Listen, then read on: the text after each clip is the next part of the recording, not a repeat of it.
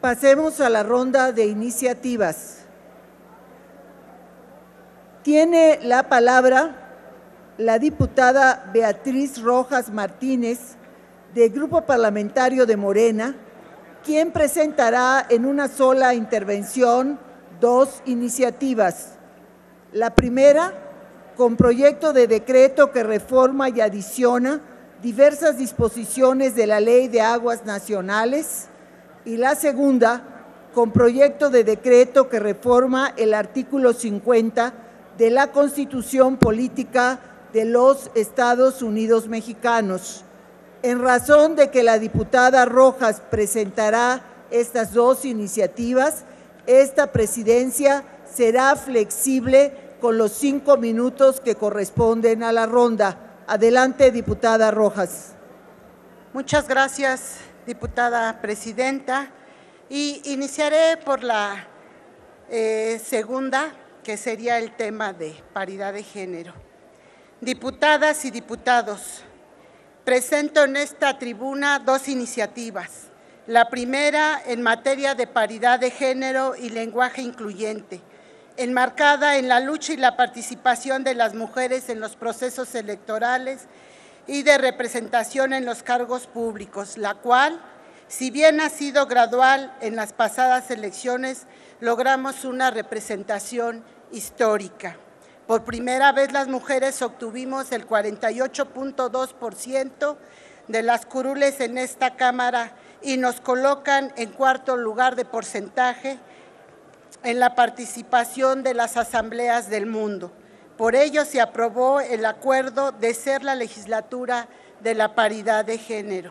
Si hablamos de paridad como principio para garantizar la igualdad, también debemos puntualizar que una de las vertientes de la violencia contra las mujeres es la discriminación que se manifiesta en diversas formas, entre ellas el lenguaje sexista que invisibiliza a la mitad de la población mexicana, lo que propicia exclusión, jerarquía y genera la reproducción de desigualdad de género.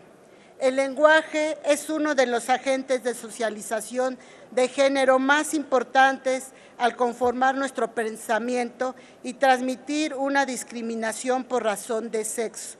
La lengua tiene un valor simbólico enorme. Lo que no se nombra no existe, y durante mucho tiempo el hacer uso de un lenguaje sexista, las mujeres no han existido y han sido discriminadas.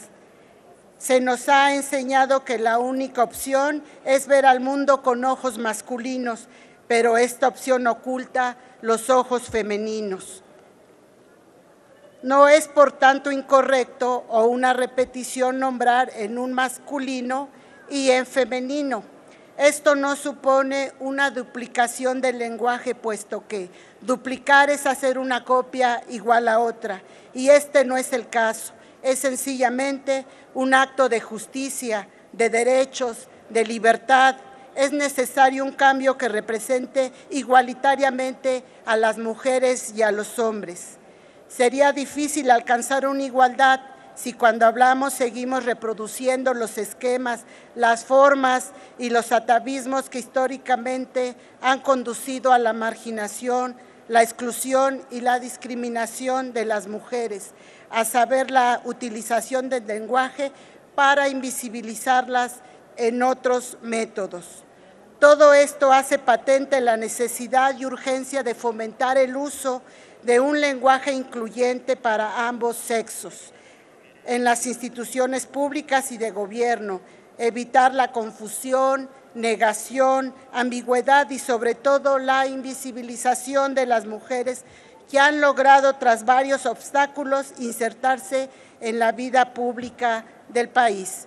Por ello, como derivación obligada de ser la legislatura de la paridad de género, presento a esta soberanía la iniciativa que reforme el artículo 50 de nuestra Constitución con el propósito de visibilizar a las diputadas a partir de esta 64ª legislatura de la paridad de género, a efecto de identificar a esta Cámara como de diputadas y diputados.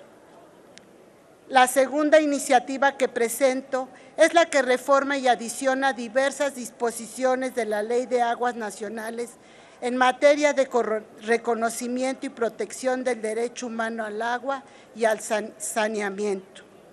Se enmarca con el objetivo primordial de garantizar y proteger el derecho humano al agua como el recurso más preciado, ya que la vida depende de ella. No obstante, es escasa, con disponibilidad reducida y distribuida de manera desigual.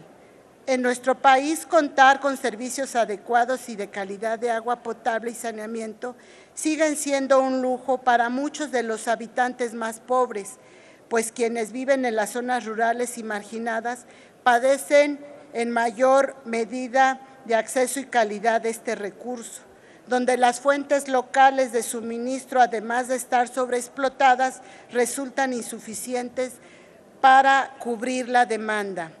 Esto sucede porque la Ley de Aguas Nacionales vigente desde 1992 en su contenido no enuncia la responsabilidad del Estado mexicano de respetar, proteger y garantizar el derecho humano al agua de manera accesible, suficiente, aceptable, asequible y sin discriminación. Este es un factor fundamental para que en las últimas 3 décadas los derechos del uso y aprovechamiento del agua se concentren en manos de los grandes propietarios agrícolas e industriales que generan gran contaminación y utilizan enormes volúmenes de agua como insumo clave y a quienes se les multiplican sus concesiones. La iniciativa que hoy presento va en concordancia con el artículo 4 constitucional de nuestra Carta Magna del Derecho Humano al Agua y que obliga al Estado a promulgar una nueva legislación y políticas públicas en esta materia.